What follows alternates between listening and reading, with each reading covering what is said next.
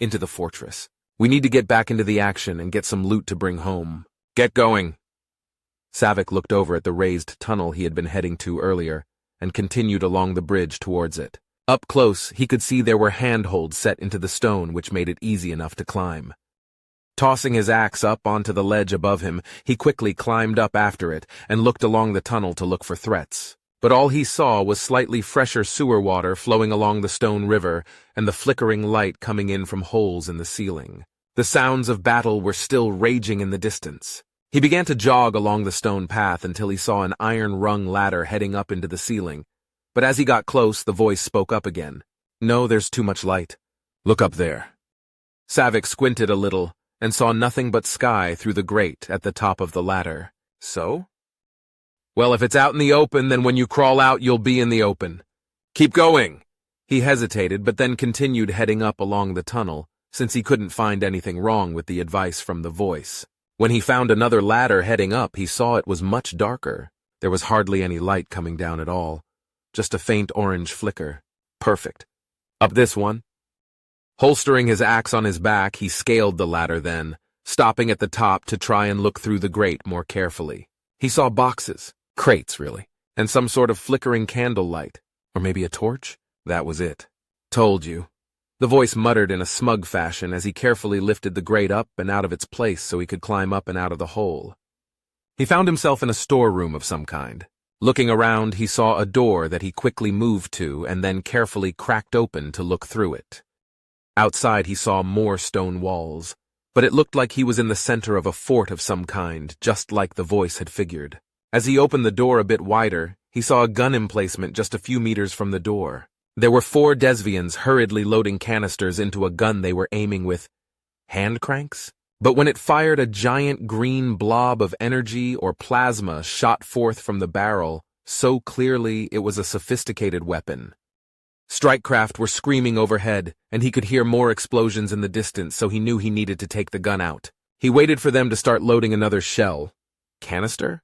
He waited for them to start loading the gun again when he charged out of the door, screaming at the top of his lungs. The Xenos turned to look at him, obviously surprised at his sudden appearance. One of the loaders closest to him raised one of their handheld energy weapons, but Savik shot him in the chest twice with his pistol. Then he was in close enough to use his axe.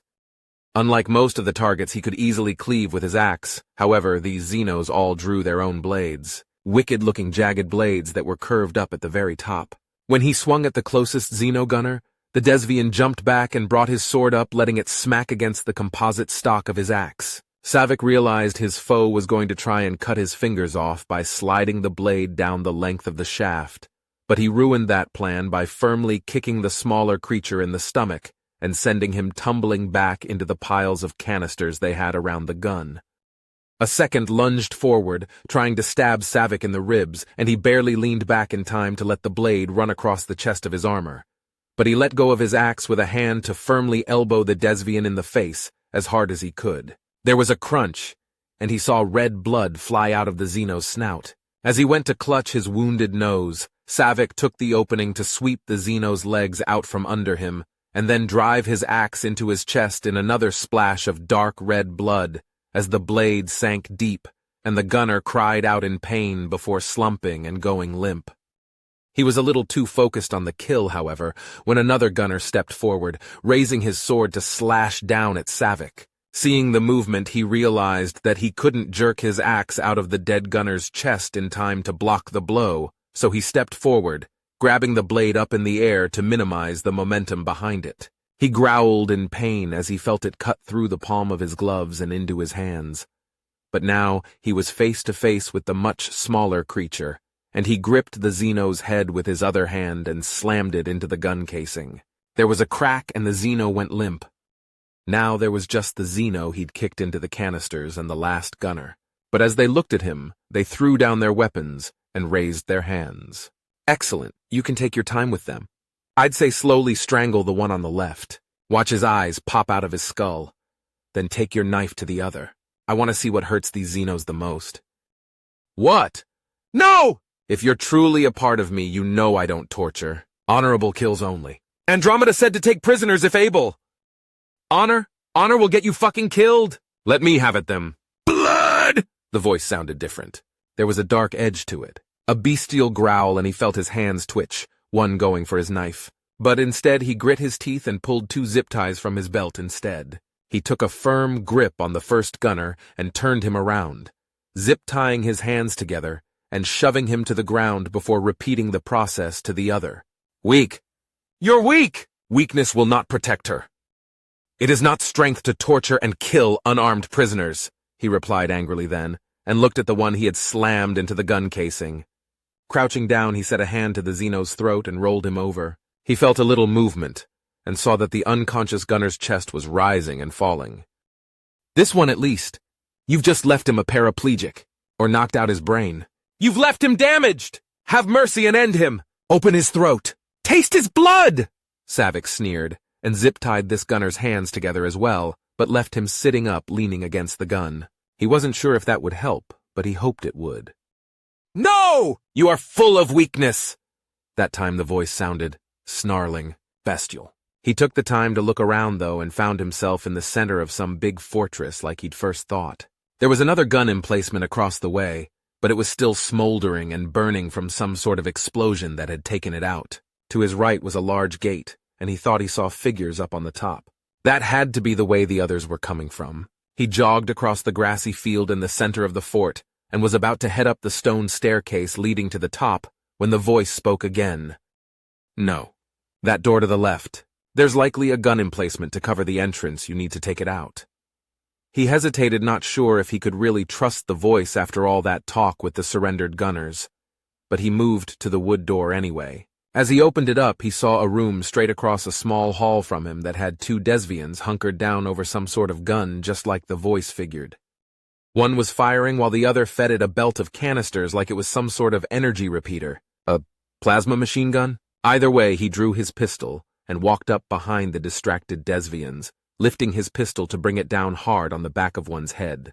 There was a crack as it fell to the floor, limp immediately. The loader looked over in obvious surprise before Savick brought the butt of his gun down on his head as well. You're out of zip ties. They can still be a threat. He expected the voice to hiss for blood again, but that was all it mentioned.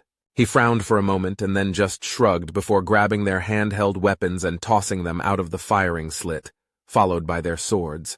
He'd risk it. Wait! Take the gun!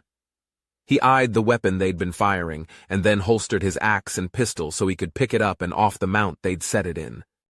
It's fucking heavy, he grunted as he hefted the weapon in his hands. You're strong. Now head upstairs. Even though it had been his plan, hearing the voice tell him to do it made him pause. Then he just sighed and headed outside and up the stairs. He had to keep shifting the gun in his grip, since it clearly wasn't meant to be a handheld weapon like this. Once he got up to the top, he saw that the ramparts were full of Desvians. Several dozen for sure. Perhaps 50? More? What the hell was he going to do? As he stood there and thought about it, he suddenly opened his mouth and started yelling. But he didn't know what the hell he was saying. It wasn't English. The Desvians stopped then and started to look at him. He advanced and hefted the gun in his hands, still shouting at them. They looked hesitant for a moment, but then started to throw down their guns and raise their hands. He barked at them angrily, and they started to back away from the ramparts, hands still raised. Then he jerked the barrel of the gun towards the stairs, and they started to walk downstairs, hands still raised. You speak Desvian? He asked then. I told you. I'm smart. If you paid more attention to the briefings, you'd have picked it up too. As he watched his new prisoners start to march down the stairs, he finally asked, Not going to try and slaughter them? This many? There's a chance one of them is valuable. We can negotiate for a cut of the proceeds of selling them back to their families, or just as slaves. Congratulations, I've just got you promoted. Let me do the negotiating when someone important shows up. Savick then yelled in Desvian once more as he could hear the shooting was dying off outside the fort. He wasn't sure what to make of the voice, and he wasn't even sure if he could think it through without the voice hearing everything anyway. Like I said, you're stuck with me. So we might as well get comfy with one another. Savick sighed, but kept watch on the Desvians gathering into a clump as he watched them with the gun. For better or worse, he did realize he was going to have to adjust. He just hoped that he survived the process. Savick? Savick? As he heard the voice, he looked up from the fruit he was cutting and began to wipe his hands off. In here! He called out and started to walk from the kitchen towards the entry hall. This house is huge! As he rounded the corner, he smiled at the clearly excited Caroline. 2 men were hauling in her luggage from the door. He'd picked them himself and given them a cut in exchange for becoming guards during their leave here while he worked out a more permanent security solution. Or part of him worked it out. He was so happy to see her looking, well, happy. She didn't seem nervous or worried at all. She was just smiling, and bubbly seemed to fit. I think the proper term is villa? Ooh, look at you!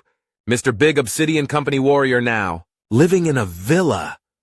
She laughed, and he felt himself blush a little before she gasped, and he looked around for a threat.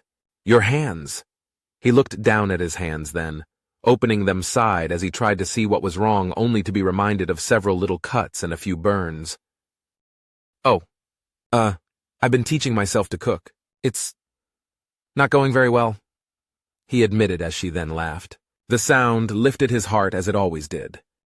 Oh, I was worried something happened during the fight, but you just did that to yourself? And you've been here for like 2 days, not counting the day of the invasion, and you're already teaching yourself to cook? Why, bored already? She set a hand on her hip and looked up at him with a mock-serious face which made him laugh. I just wanted to do something to keep myself occupied, to not think too much about stuff. I was, happy you could come? His comment made her laugh again, which kept him smiling. So modest. I was shocked to hear you got a big promotion and then that you were buying a villa. I mean, this is a big step up from the red light district. How did you manage all this? She waved her hands around her as she walked past him and further into the open living room of sorts. There was that's the veranda out there, he said then as he walked forward to show her out the back doors. There's a garden here, and the view overlooking the bay is simply superb, I think. A villa with a veranda. Have you been reading the dictionary? She asked as she looked over her shoulder at him, and he blushed once more, but it gave him time to take control back. Yeah, well, anyway, friend helped me negotiate for all this, and, well, here we are. There will be servants arriving in a day. Just a maid and a cook. Oh, and a gardener. You met Andor and Halvard, they're to be your guards for now if you want to go somewhere. I'm told the city is pretty safe already. Bit of a walk, but I'm told they're going to resume some sort of public transportation service within the week. As he spoke, they had walked out the back doors to stand on the veranda and look out over the view. The villa was positioned on a hill overlooking the bay the city was in. The Star Fort was further down the hill but could easily be seen from here. All the fires had been put out after the battle, and a few blasted buildings were the only signs there'd been a fight at all. The garden extended out quite a ways, and then he pointed to a small building at the edge of the garden. I forget the name, but that's like a, diagonal elevator that will take you down to the beach, like a ski lift. Wow, this place is really amazing. They stood there listening to the not-too-distant sounds of the ocean, taking in the warm, tropical breeze that ran through the villa. He was content to just stand there forever next to her and be happy. But she spoke up then. I made sure to bring the brushes. I'm guessing you'd like to brush my hair? She sounded a little different when she asked that. Not quite the happy, carefree girl he'd just heard talking before, and it hurt him a bit. No. I mean, eventually, but you just got here and I'm cooking. Or trying to. So you go upstairs and take a look at your own master suite while I finish up. Okay? Her eyes went wide then, and the smile returned, which made him smile a bit again. My own master suite. Really? She turned and started to run back inside before she stopped. Oh, I forgot to tell you that the candy you sent me was really good. I've never had anything like it. So even if you aren't a great cook yet, you know how to pick out candy. Just try not to poison us before the cook arrives. She laughed, and then resumed running further into the villa and up the stairs to find her room while he frowned. Candy? He muttered aloud, hoping the voice might clue him in as to what she was talking about. But it didn't say anything, so he sighed and walked back into the living room and then past the kitchen to open a door and head into the basement. Wine cellar. Basement. Villas don't have basements, they have wine cellars. And dungeons. You have had any action in months. You should let me order up some whores while we're here. Don't worry, I'll make sure Caroline is out of the house when they get here. Not a fucking chance. Savick growled in response. Especially not after this shit. He opened a door to a small chill room as he looked up at the body hanging from a meat hook. What? He was a thief. He was trying to steal from us. Even you wanted to kill him. Savick shook his head as he carefully lifted the bound Desvian up to get his cuffed hands off of the meat hook he was hanging from. It was a mistake. He was just a stupid kid who probably thought the place was empty. And what you did to him? Disgusting. If Caro finds this before we can get rid of it, I'm going to kill us both. I'll find a cliff and jump off head first. He laid the body out on the ground on a rug he'd brought down from one of the rooms. Then he began to collect the smaller pieces strewn around the room. Disgusting, he echoed. If you kill us, who will protect her? Who will care for her? Better to live in the protection of a monster than on her own. Only one of us is a monster. You say you are me, but the evil within you, the vileness, he growled as his brain grew fuzzy as he tried to think of better words. You are a beast, nothing more. Oh, and you think I came from nothing? Before you knew about me, you relished in the bloodlust of battle. You killed the foreman back in the mine, didn't you? What's your body count? Huh? You've killed far more than I have. In battle, he protested. Even the foreman? That was self-defense. He was going to blow the mines, with people in them. Yes, I relish battle, but that doesn't make me a monster. It doesn't make me you. I never tortured anyone. He made sure the body and all the smaller pieces were on the rug before he began to carefully roll it up then. A beast is strong. I am strong. If you would only embrace me, we would be stronger still. You think you enjoy battle for the battle itself? To test yourself against the skill of others. All that shit about honor. It's bullshit. It's about the killing. The deer. The voice turned into more of a hiss then, losing the human quality for a moment. The ultimate power you wield over another by ending their life. You are not me. You don't understand it at all. Savick grumbled as he began to heft the rug up over his shoulder then. Then where did I come from? You need me. Fuck all the negotiating I did to get us here. Those aliens who wanted to hurt Caro. They got into your mind. They could hold you back, but not me. There are some things you can't fight. There are some threats only a beast can defeat. If you did not bring me to life, then who did? With that, Savick was left in an uncomfortable silence as he worked to dispose of a body of a young Desvian he had tortured and killed in the wine cellar of a villa he had earned for sneaking into the stronghold and ending the battle so quickly. Things he could not have done without the voice. Things that were now directly benefiting Caroline upstairs. He'd watch this beast.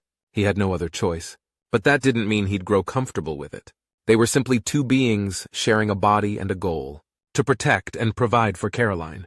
If the beast ever stopped sharing those goals, he'd kill it and himself. That was a promise. My goal will never change, Savick. Never. You're wary of me for my bloodlust, but in time you'll understand. And don't forget I could have killed you on that ship. I could kill you now and take over. But I haven't. Because we are together! Brothers! You'll see. In time you'll see. You'll trust me. Savick didn't feel like he would, but only time would tell. Savick! He heard Caro's muffled call from up above. Coming! He called out and then hefted the rug into the chute that lead into the sewer system running under the street. He heard a distant splash as the rug no doubt landed in the flowing water and closed the chute before he began to head back upstairs. Don't forget to tell Halvard to pick up some bleach from the supply depot. We need to clean that up. I won't forget. He hissed to the voice as quietly as he could before opening the door at the top of the stairs to step out into the kitchen area where Caroline was carefully examining the food he'd prepared earlier. Hungry? A little. What are you doing down there? I thought I heard talking. She looked over at him, then seeming a little curious. I might have been singing Teddy Bear's Picnic. Ever since you made me sing it. I've been trying to be getting better at it. I don't even think about it. He smiled and she smirked a bit. So, everything's all right? She looked at him then, smiling and looking very genuinely happy and radiant in her innocent beauty. Never better. He wasn't sure which one of them said that, but kept smiling anyway.